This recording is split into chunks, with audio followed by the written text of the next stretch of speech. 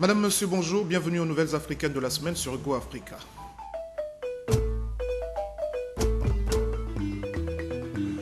Le Kenya, rattrapé par les violences post-électorales de 2007, une mission de la Cour pénale internationale commise à Nairobi a décidé d'ester en justice les responsables de ces troubles sociopolitiques qui auront coûté la vie à plusieurs centaines de personnes. Il avait suscité beaucoup d'espoir à son arrivée à la Maison-Blanche, un an après que retenir des engagements pris par Barack Obama devant le peuple américain et le reste du monde. Nous ferons le point de son parcours au moment où une certaine opinion internationale semble de plus en plus le présenter comme un président plus fort dans les discours, mais faible en action.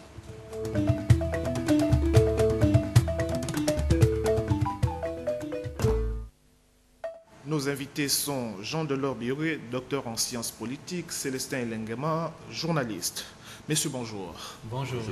Nous commençons par le Togo. Le 12 avril 2009, souvenez-vous, les Togolais se sont réveillés avec une tentative de coup d'État bien singulière. Le frère cadet du président de la République, Pacha Nyaksibé, est délogé de chez lui par les forces spéciales de l'armée. Il est rattrapé dans sa fuite à l'ambassade des États-Unis. C'était le summum de la guerre fratricide que se livraient en sourdine les enfants de Feu et Yadema pour le contrôle du pouvoir. Poursuivi pour atteinte à la sûreté de l'État, Pacha croupit actuellement en prison dans l'attente d'un probable jugement, mais depuis quelques semaines, le dossier qui semblait traîner dans les couloirs de la cour d'appel rebondit de façon inattendue avec l'intervention de ses avocats. L'éventualité d'un procès est en train de s'éloigner au profit d'un arrangement familial. Pacha, d'après ses avocats, souhaite une solution non judiciaire à son problème. Nous avons en ligne de Lomé au Togo le spécialiste de droit, Zeus Ajavon. Maître, bonjour.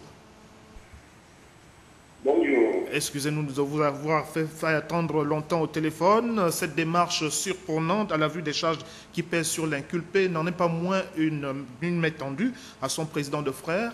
Doit-on y voir un aveu de culpabilité?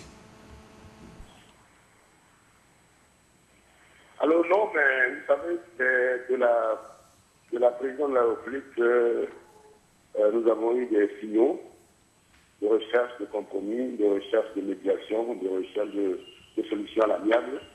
Et nous n'avons fait que répondre favorablement à ces appels. C'est le chef de l'État, le frère le aîné, qui a fait dire à son jeune frère qu'il souhaiterait avoir une solution à l'amiable, une solution négociée. Et donc nous son frère, qui est incarcéré aujourd'hui, son frère n'a fait que répondre favorablement à cet appel à la négociation de son frère président. Donc il n'y a pas un peu de culpabilité. Et d'ailleurs, il ne peut pas avoir un peu de culpabilité, puisque mon client ne se sent coupable de rien du tout. Et à ce jour, rien n'est trouvé, rien dans le dossier de permettre d'actionner qu'il est coupable de quelque chose que ce soit. Oui, maître, ce règlement à l'amiable aura sans doute l'avantage d'éviter la déchirure entre les deux frères. Mais comment, s'interroge l'opinion internationale, comment ce différend familial qui est devenu en quelques mois une affaire d'État peut se régler en dehors des institutions républicaines, très concrètement? Oui, vous savez, nous sommes en Afrique. Hein? En Afrique, beaucoup de choses se font d'une manière qui n'est pas la manière idoine si on se place au niveau strictement juridique. Beaucoup de problèmes se règlent en Afrique quand on passe par le canon juridique. Vous savez, le chef de l'État défunt, le général Adema, avait élevé tous ses enfants, il en avait beaucoup, tous ses enfants dans la même maison.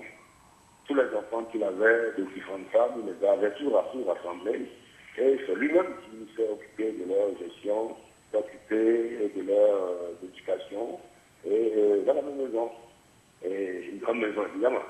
Bon, donc, ce serait dommage qu'à son décès, que ces enfants se sentent réussir. Vous savez, si les actes se les ensemble, c'est qu'ils aient des liens particuliers entre eux pendant qu'ils étaient vivants, et ils auraient souhaité qu'il y ait des liens particuliers entre eux après son décès. Bon, aujourd'hui, il y a ce problème-là qui était déjà un problème familial. Au début, c'était un problème familial, vous savez, personne n'ignorait la dissension qu'il y avait entre les deux frères. Après 2005, après que l'ADR pris le pouvoir d'une certaine manière, qui a été décrié en 2005, Donc depuis, l'eau ne passait plus tout à fait, la presse fait souvent gloser de ces dysfonctions-là. Et donc c'était une affaire familiale. Et plus tard, évidemment, cette affaire familiale est devenue une affaire d'État. Et en fait, de la sécurité d'État. En tout cas, moi, ce que je dis dans ce dossier-là, ce qui est constant, c'est que dans la nuit, du 12 au 13 avril, c'est un commando militaire est allé investir à la maison du Front National, pardon, alors qu'il était dans la maison avec sa femme et ses deux enfants de 2 ans et demi. C'est-à-dire jumeaux de 2 ans et demi, il était à la maison et un détachement de militaires de la force d'intervention rapide, c'est-à-dire c'est la force spéciale qui a investi sa maison et qui a tiré. Voilà pour le récit de l'affaire que nous croyons connaître déjà. Maître Zeus Ajavon, on va se séparer sur ces dernières questions. La mise en liberté de Pacha Nyaksibe est donc imminente. Pardon? La mise en liberté de Pacha Nyaksibe est donc imminente. Bonne question. Malheureusement, quelques problèmes de liaison avec Lomé au Togo. Nous avions en ligne Maître Zeus Ajavon, avocat de Nyaksibe Eyadema, qui croupit dans les geôles de la prison de Lomé au Togo pour une affaire de tentative de coup d'État. Nous y reviendrons avec force et détail au cours de nos prochains numéros d'Afrique Hebdo. On me fait signe que Maître Zeus Ajavon est toujours avec nous. Maître Zeus Ajavon, la dernière question donc de notre entretien consistait à vous demander si la mise en liberté de Pacha Nyaksibe est imminente. Oui, je ne sais pas, moi, je le souhaiterais beaucoup, parce que cette affaire ne va pas durer. J'ai eu à faire au dossier, j'ai eu à consulter tous les pièces du dossier, et je peux vous dire que pour le moment, je n'ai rien trouvé de compromettant pour lui. J'ai trouvé des gens qui ont déclaré des choses, qui ont dit que Pacha Nyaksibe a dit ceci, que Pacha Nyaksibe a dit cela. C'est tout ce que moi j'ai trouvé là-dedans. Je n'ai trouvé aucun commencement de preuve, je n'ai trouvé aucune organisation, je n'ai trouvé rien dans le dossier qui permet de compromettre la liberté de Pacha Nyaksibe. Bon, maintenant, ce que je vous dis, ce que j'ai trouvé, c'est qu'il y a eu une tentative d'assassinat de Pacha Nyaksibe. Ça, oui, c'est constant dans le dossier.